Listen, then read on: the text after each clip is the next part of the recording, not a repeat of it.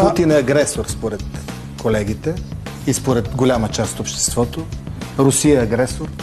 А агресор ли е Израел и Съединените щати? Те агресор ли са? Вижте, господин Веселев, Защото двойните стандарти, аз отговарям на въпроса.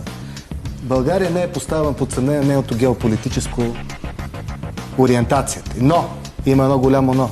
Наведени под кръста политици, България повече нужда няма.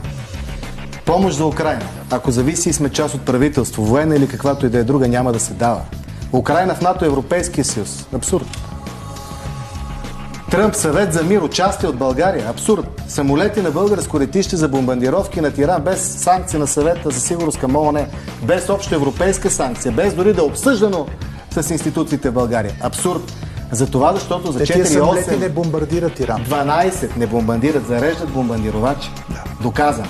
За 4-8-12 години, ако България не възобнови националния си суверенитет в отбрана, земеделие, образование, енергетика, ние няма да имаме нужда от военна техника, с която да ни пази.